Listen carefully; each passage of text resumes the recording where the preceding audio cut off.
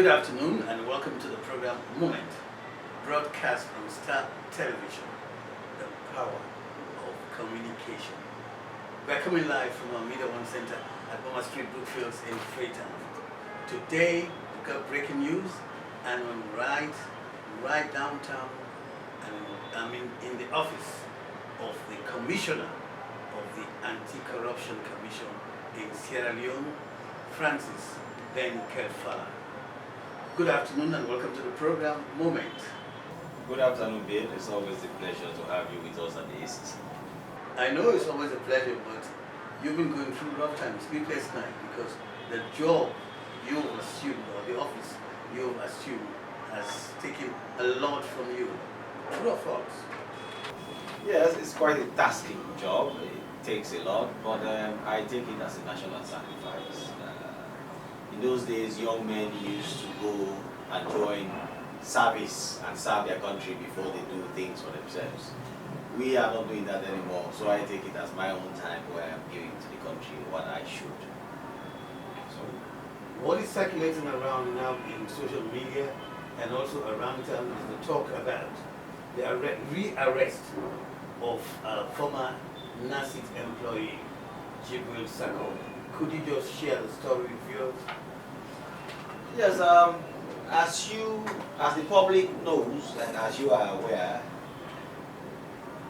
there was a contract involving NASIT in 2007, 2008, coming up in 2009, where they bought some ferries and the procurement for those ferries turned out to have been done improperly. And the commissioners before me, and it even started with Mr. Tijakol, but it went on to Joseph Kamara. He negotiated with them that each of them should pay 500 million euros in settlement of the claims against them. At the time, they paid 200 million euros each. But after that payment, until I came in, and that covers the period when Mr. Kamara was here, when Adi Macaulay was here, they had not made any other payments. And we are talking about a period of about 5-6 years. So when I came in as commissioner, of course, as I had promised the people of Sierra Leone, I carried out a thorough review of major files that were being handled in the commission. And one of the files that was reviewed was that file. Upon carrying out the review, I found out the anomaly that they had not been paying as they had agreed to pay. And certainly it was not to take that long. So at that time, we called all of them in, from Edmond Roman to Mr. Ba to Jibril Sako to Mahmoud Idris. They all came in and we made them recommit to paying this amount within 1 year in periodic installments. Every other person has been satisfying the conditions that they said they would, but Mr. Sako has not. He has neither committed nor paid. In fact, Mr. Mahmoud Idris has completed payment of 300 million euros, so he has paid the full 500 million euros. Mr. Ba, though he is not in the country, has been sending periodic payments to the ACC. Mr. Edmond Kroma put a standing order on his account. So every month, without speaking to us, there is a transfer to the ACC of 25 million euros, which we are happy with. But Mr. Sako's case has been very peculiar, and he has not only refused to pay, but he has come up with certain objections which makes us see that what he's doing is in contravention of that agreement which I didn't negotiate with him. So what are these objections he has come up with? And for now, they are under confidentiality. We'll bring them out as time goes. But clearly, he's showing a penchant not to want to pay. And he's saying that he ought not to have been investigated in the first place. Why? In fact, his lawyers have gone ahead and even filed papers in the Supreme Court, challenging the powers of the ACC to investigate him.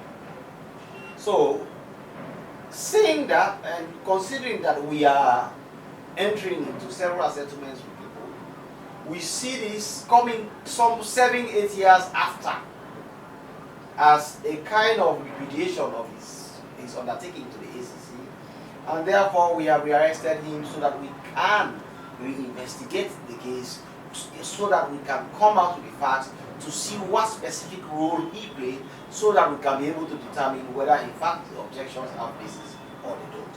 Initially, we just wanted to proceed on the basis of continuity. One commissioner had negotiated, even though the country was very unhappy with the negotiation, even though people have been raising issues about it. When I came in, I said, no, if this is what Joseph Kabara did in his wisdom, and I am succeeding him as commissioner, I have to go ahead with what he did. I called them to say pay, and you can go away. But if he is now raising objections 7 years later, 8 years later, with an agreement which I didn't take into, and which I did not know the facts, that is why we have arrested him, so that we can have time to now probe into his own role and determine what to do with his own special circumstances. But did he undertake to make payments when you first contacted him? Yes, he came and made a fresh undertaking. Although he made several objections at the time, in all fairness to him, he did undertake to pay. Why this sudden change? I don't know, maybe he was advised by his lawyers not to pay. And we, as a commission, are very serious with our commitments to the people of Sierra Leone. If you decide to voluntarily, let the public know that settlements that take place at the ACC, you will voluntarily decide to pay. Our mandate is to charge you to come. But you can come and say, I want to pay this money. And because we want to balance recovery and also to save the time and resources it takes to prosecute in court when the courts are already overburdened, we can sometimes accommodate settlement. But when you enter into a settlement and you go against that settlement, we will come after you with all the powers we have as a commission. All right, let's leave Jibril Sako's case now and let's look at the ACC. A little over 7, close to 9 years now since you've assumed office. Yes. What are the updates? What are the impact you've made on the institution? Well, there are two aspects to this. Within the country, firstly, the commission itself has been reformed. The human resource capacity has been brought in. The human satisfaction of the workers we are working on, making it better, but the motivation among the staff is very high. We have continued to create more impact and to really reposition this country at this commission at the center of the social reformation that is taking place under the president, the hard-working President Bill, who appointed me to come and lead the staff here. And a lot is changing. On the national front, as you know, cases are moving faster. More investigations are taking place. Since I came in, even yesterday, we had a conviction in Kenema. We have had 8 strict convictions, no appeal from the cases that have been in court, so we have a 100% conviction rate. We have recovered over 900 billion loans, and 8.4 billion of that amount has been handed over to the government, which the President, His Excellency, President Julius Maada Bio, has committed to build a state-of-the-art modern diagnostic hospital to serve the health of the people of Sierra Leone.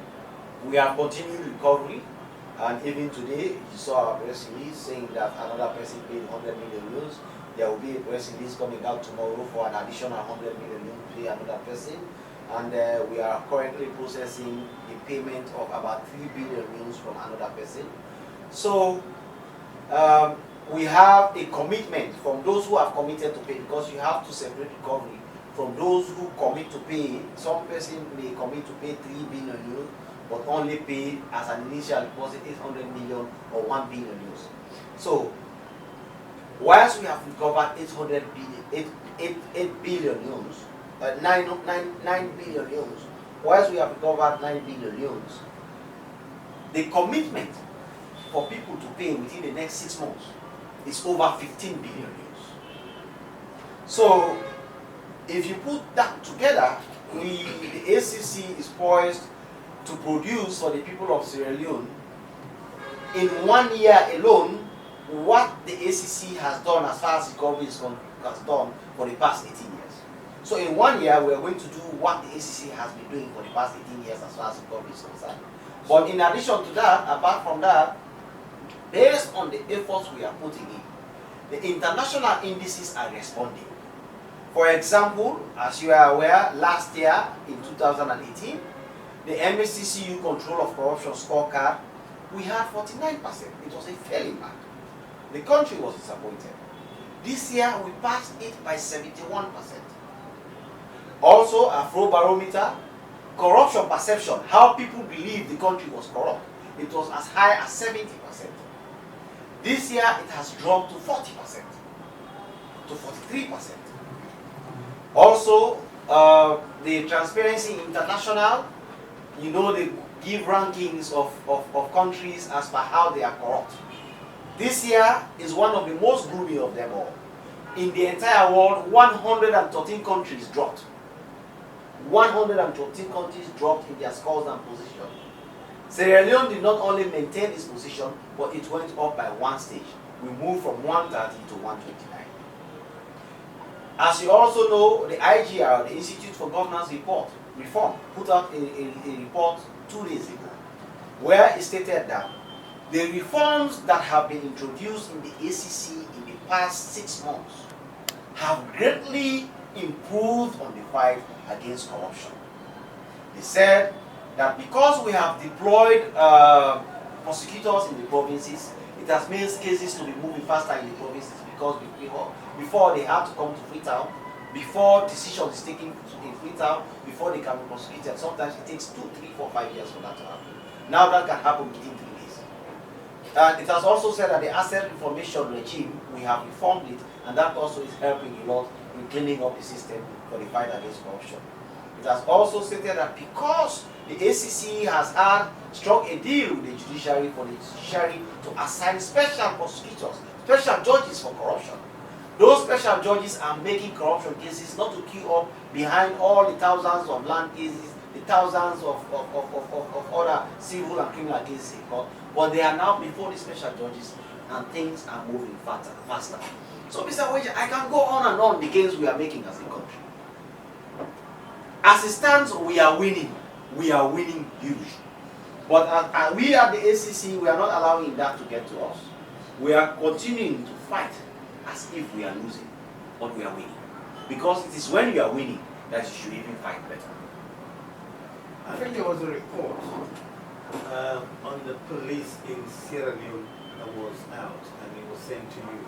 Did you get that report? On the police? I think they did some survey that was carried out. No, the police, who are really great partners for us, they are supporting our work, have been consistently ranked in almost all indices as the most corrupt in the country. The police are aware of this. When I took over as commissioner, the Inspector General of Police called a meeting where we sat down, all of us, and discussed these issues, and they committed to doing reforms to change this. They are working very hard to do it. We have to understand that the police is really broad. Firstly, they interface more with the people, unlike the military, for example.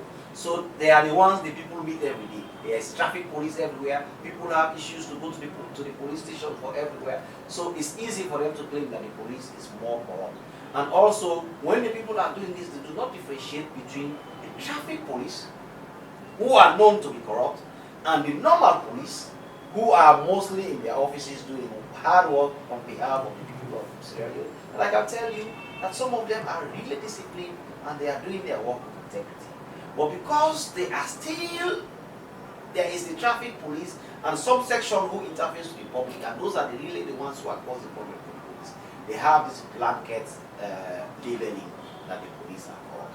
However, we as a commission understand these ramifications, and we are working with the police to see what reforms we can introduce to change these dynamics and to make the police to be the force of good that they ought to be in society. So how cordial is the relationship between your office and the police? Extremely cordial. In fact, the Inspector General of Police calls me my brother, I call him Big Brother.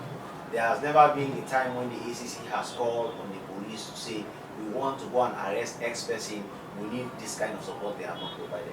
Even my security is provided by the police and some sections of the army.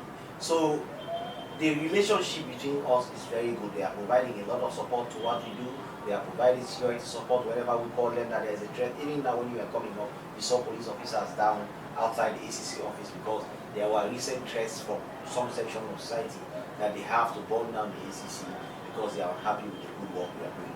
So the police are really one of our strongest partners, and there are other partners we are working in, but I am very happy with the relationship we have with the police. I will continue working with them to make sure that we clean up this kind of labeling that they have in society, and we all work together for the good of the country. When you talk about threat of bombing the ACC office, are you not afraid? That's an interesting question. I think we started this and I told you that I see this as a sacrifice for this country. You see, Mr. Weja, this country has suffered a lot. And I truly believe that when the president of all the people in the country appointed me to come here, he saw that I could work with him to make a difference for the people of Sierra Leone. I am not a slave to fear. I am not going to allow fear to stand in the way of the good I can do for the people of Sierra Leone. If the good work we are doing, if all these things I am explaining, which you are hearing, which the Sierra Leoneans are hearing, which they know about, some other people are unhappy about it and they think that I should be the target for it, then so be it. I believe that ultimate security comes from God. The state has done very well in reinforcing my security. I am one of the most guarded persons in the country. But at the end of the day, the real security lies with God, and I believe in God. I am doing this as a sacrifice for my country. I am doing this to showcase to the people of Sierra Leone that it can be done.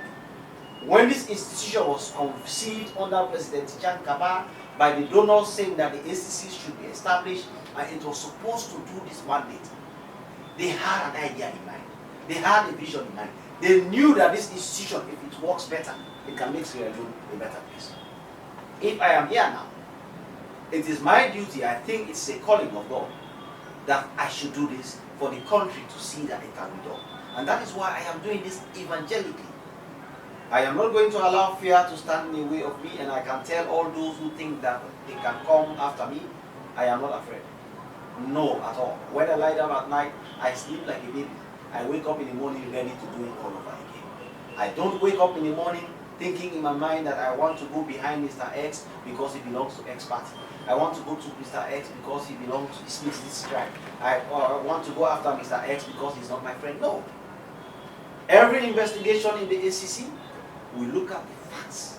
We look at the evidence. We look at what is your role. And that is what you come to answer for. And we do it with absolute fairness. With absolute fairness. If anybody thinks that I have ever invited, or the people and the hardworking men and women who work in the commission have invited somebody and there's no evidence, let them come. I will show them the evidence we have against them. If they have their lawyers, they come. I operate a complete open door policy. You come today, you say you want to see the commissioner, you come. You raise your issues, I show you what you have. But what I can tell you, Mr. Weja, is this. The president of this country is a man who means good for his country. It is that reason that he appointed somebody like me to come and work with the hard-working men and women at the ACC for us together to transform this country into the country that it was supposed to be when it gave independence in 1961. We are going to play that role fearlessly, and we hope God will be with us and the people support us in what we do. How religious are you? I am a devout Roman Catholic. And in my own feelings as a human being and somebody who is of the world, I try as best to keep the commandments of God and to live fairly with my fellow man and to be prayerful where I can. Is the job affecting your family life?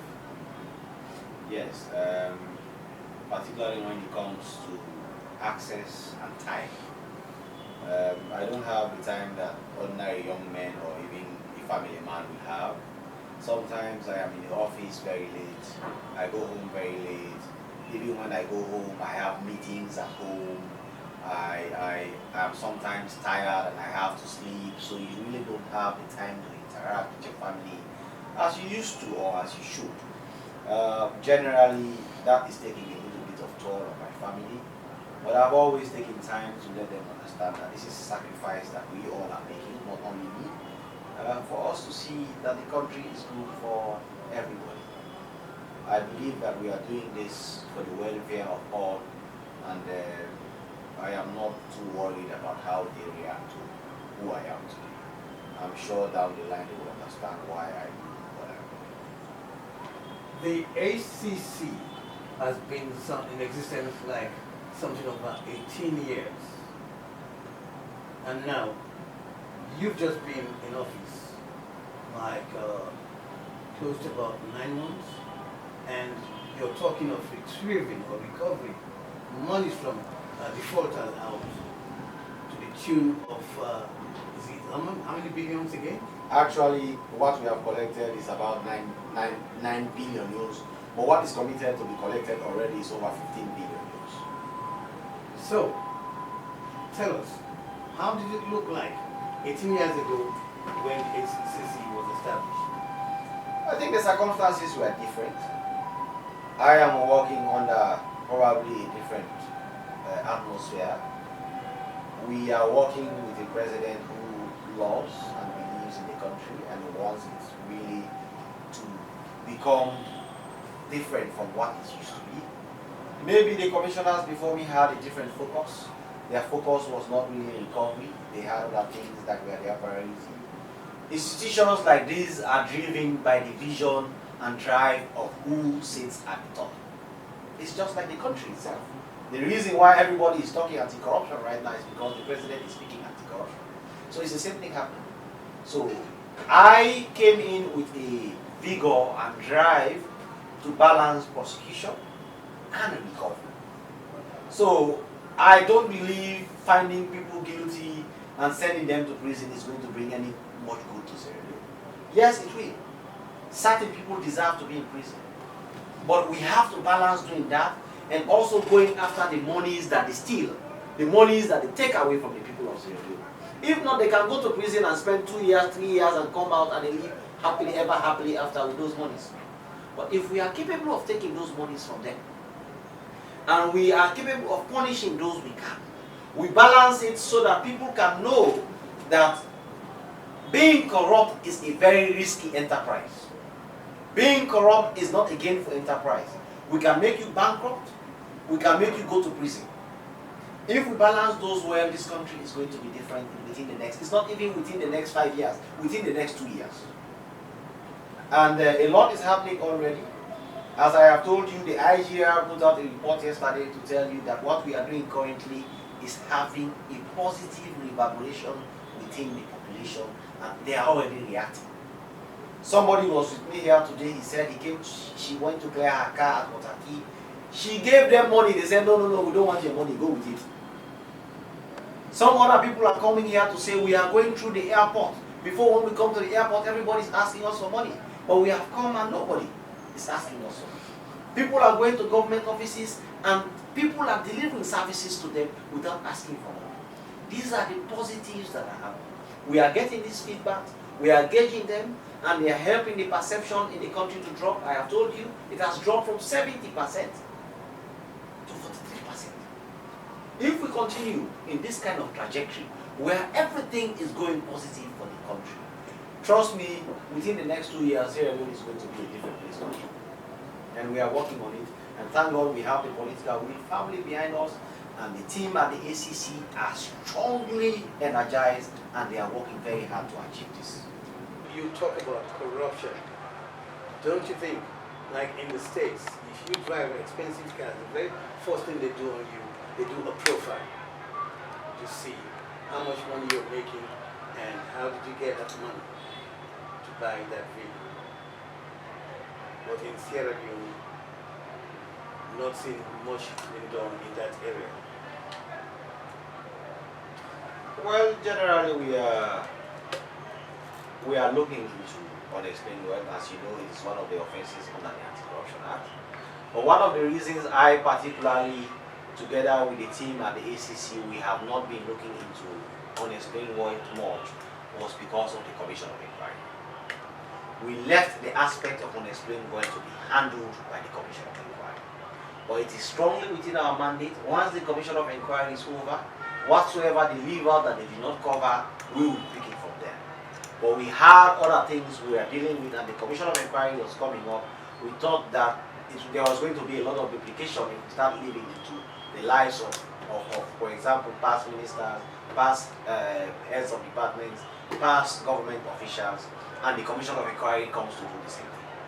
So I can assure you that it is firmly within our radar. In fact, instructions have been given to all investigators. When they are investigating, the last thing they should do is to ask whosoever they are investigating about his resources, source of finances and properties he owns, so that we can be able to look into it if need be. So it is firmly within our radar, and we are working on it, and I'm sure you will see charges coming in respect of that. But it is a very difficult thing to prove in a society like this. What do you make of this story? Somebody who was spent 15 years in jail and was about to be released, and then the judge who sentenced him, he was privy to meet with the judge again, and the judge asked him, "You are going back to community life. What would you like to do when you're out there?" He said, "I want to become a politician because I will still, it is legal for me." Yes. Well, exactly this is what we want to change. Because impunity had become the bedrock of Sierra Leone.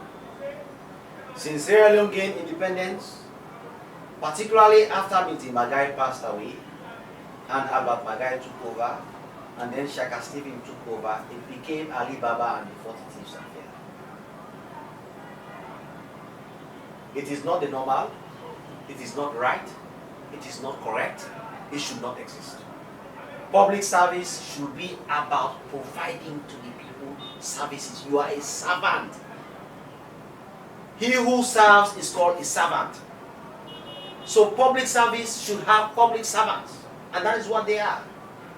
But if they can steal and get away with it, they are not servants. It's only masters who can steal and get away with it. So what we are doing now, what the president of Sierra Leone is doing, when he has come with Commission of Inquiry, when he has empowered the ACC to be able to achieve his full mandate as a commission, when he is working with his team, signing performance contracts with ministers, to make sure that you can be held accountable for what you do, the president is trying to inject a renewed spirit in Sierra Leone. A country that is built on the pillars of accountability, of transparency, and reform. Therefore, he has made several pronouncements saying that if anyone steals in my government, I will swiftly remove you. If the Anti-Corruption Commission investigates you, I will swiftly remove you. Basically what is happening is we are dealing impunity a very heavy blow. We are making sure that such story as the one you have told is not correct. That children should not grow believing that that is correct. Corruption is everywhere in the world, but it should be the exception, not the rule. What we have had in Sierra Leone before now was that corruption was the rule. In fact, getting away with corruption was the rule. But now we are making corruption so expensive that you will be punished and you will be punished heavily. If you cannot be punished, we will render you bankrupt, so society sees that you were high and mighty and you are gone. And that is why people don't even understand the technique you are using. We are not only recovering, we are naming and shaming. And this is happening at a time when everybody in Sierra Leone is now seeing that corruption is an important thing. If you think it's a business as usual, and the anti-corruption can put out a press release that you stole 500 million euro from an office and you paid it back, and you think your life will go as normal, time will tell. But we know that what we are doing is having a positive impact, and the country is very happy with what we are doing. We are gauging the feedback, and then we'll get there. Impunity is no longer the rule, it's the exception. And if anybody does not believe, let them try it. This huge money, some of these defaulters have been making payments to the ACC. What did they keep this money? Because this is the questions, question that the public is asking. Some of them are kept in the banks. Everybody is still a capitalist society where you can keep money in the bank. What I do particularly, and part of my strategy, is that the moment we are investigating you for stealing money, we freeze your account so you cannot do it. So by the time we are doing settlement with you, we already know your financial circumstances. We already know what is kept. But at the end of the day, that is not even important to us. Because some people will keep money under their beds. Some people will keep it to their girlfriends to keep.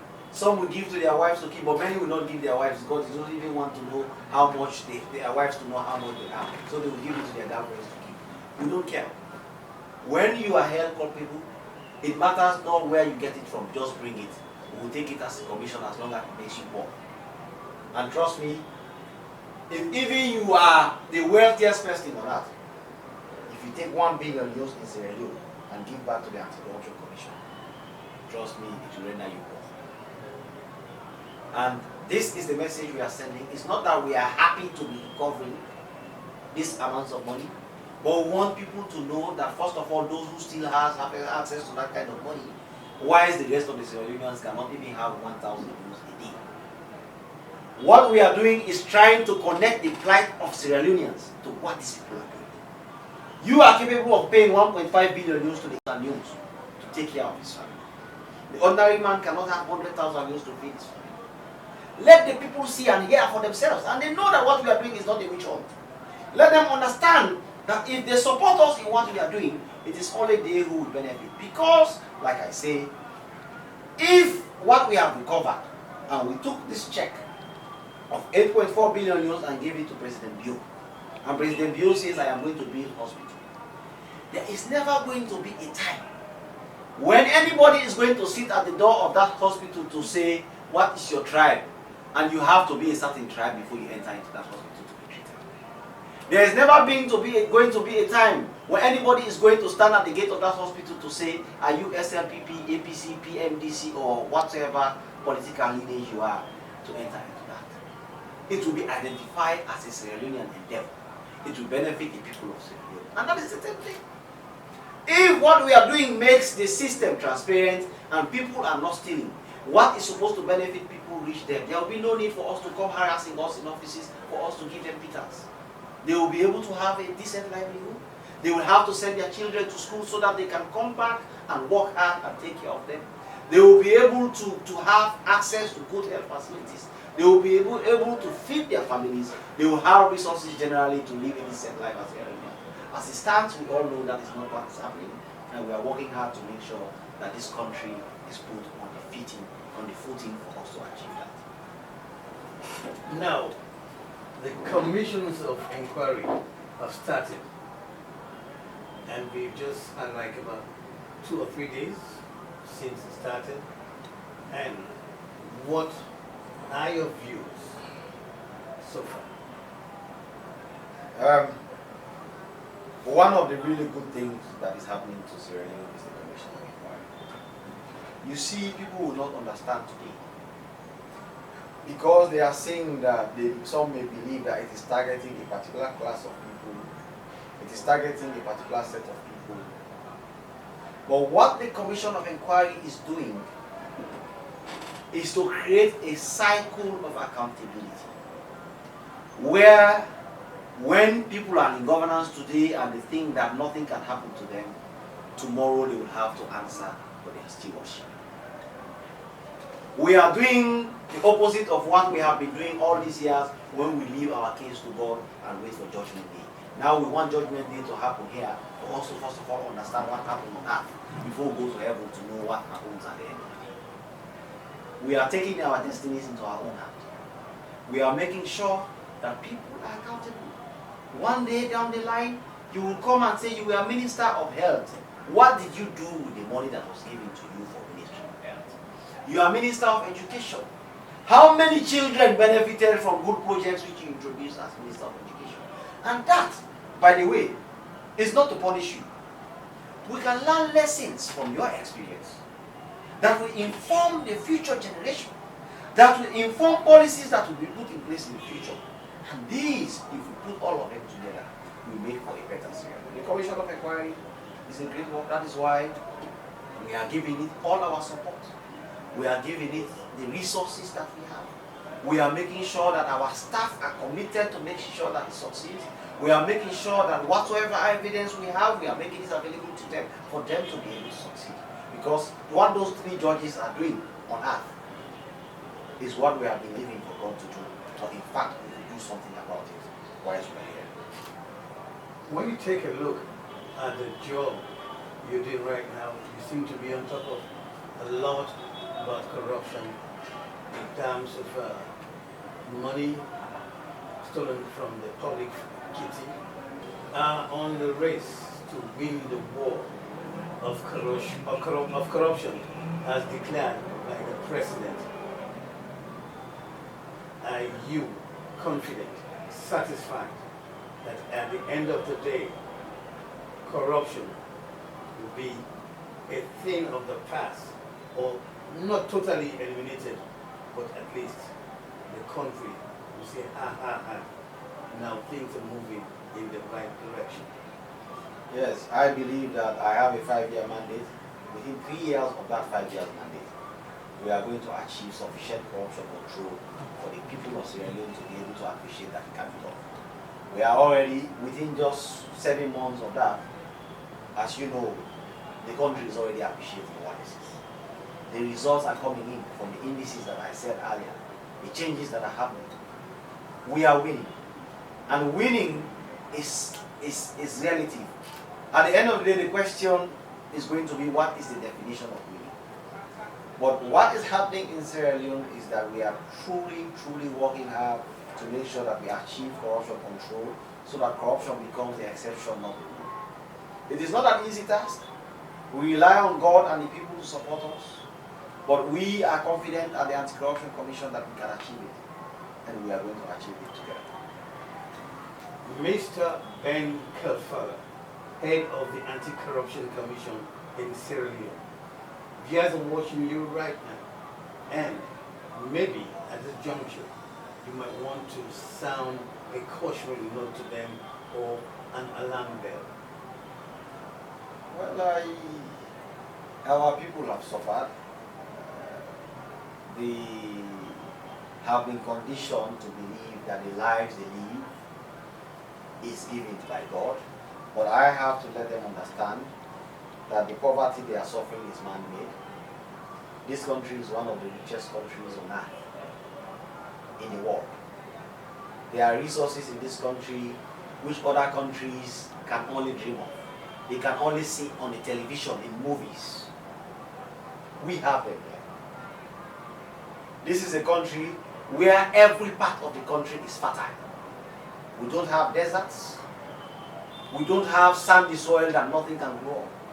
It just depends on what you choose to plant, to grow. Yet, we are poor, we are beggarly, we are hungry. You have empty stomachs walking on fertile soil everywhere. This paradox is unacceptable. And I am telling the people of Sierra Leone that the reason why that is corruption, is maladministration. It is a conscious action by the people they have put their trust in to represent them, who have betrayed them from 1961, that this is happening. We have come with the promise that we are going to work hard to change that. The president has come with the promise that he's going to change that. He has committed his team of ministers to work to achieve that. All I can say to them is that we need them to join us. They have to join us. They have to be understanding. They have to be patient. Everything we are doing cannot produce results in one day. It cannot produce results even in 1 year. It is sacrificing today for tomorrow. That is what we are doing. And I am assuring them that down the line, down the years, they are going to see the actual result of what we are doing today. So let them be patient. Thank you so much for being on the program today. The anti-corruption boss, Francis Ben Kaifala, and I'm sure viewers who watch the program will share some of what they learned, the lessons learned from the interview itself with you. Thank you, Bill. You know I always like your interviews. In fact, you are the only person who comes to this office and interviews me in this office. So I'm very happy and grateful to you. You are helping us disseminate the message about the fight against corruption, and we believe that together we can make a difference for the people of Sierra Leone. Thank you. I want to thank you all viewers out there, and remember, the only way to build a Sierra Leone, a healthy Sierra Leone, is by being patriotic. If you're not, well, we are not going to move as a nation. Individually, yes, we are going to move. Let's stop that right now and be patriotic. Any form of corruption within our society, bring it to the ACC, and they will listen to you and see how best they can treat your information. Please feel free to come to the ACC. Thank you so much for watching. Moment is back.